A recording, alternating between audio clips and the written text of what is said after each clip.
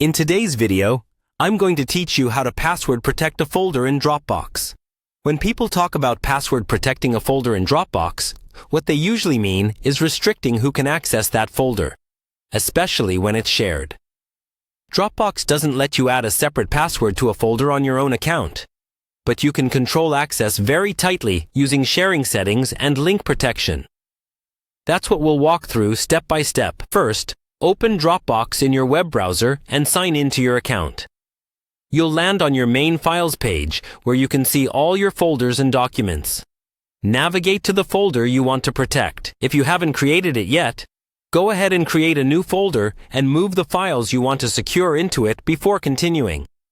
Next, hover over that folder and look for the Share option, usually shown as a button or an icon to the right of the folder name.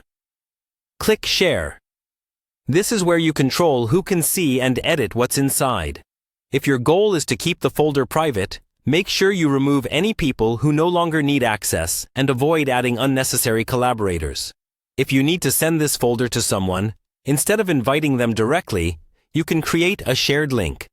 In the sharing window, choose to create or copy a link. Once the link is created, look for an option like Link Settings or Settings next to that link.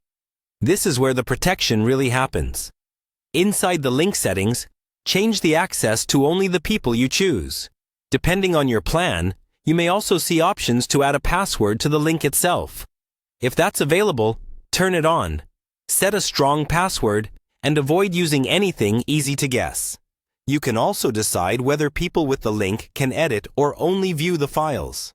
For sensitive content, View only is usually safer unless edits are absolutely necessary. Some Dropbox plans also let you set an expiration date for the link. If you see this option, it's a great idea to enable it.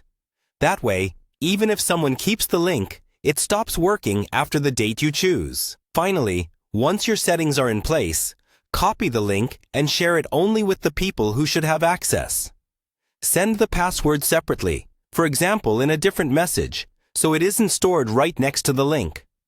By carefully controlling who can access the folder, adding a password to the shared link when available, and using expiration dates, you effectively protect your Dropbox folder and keep your files much more secure.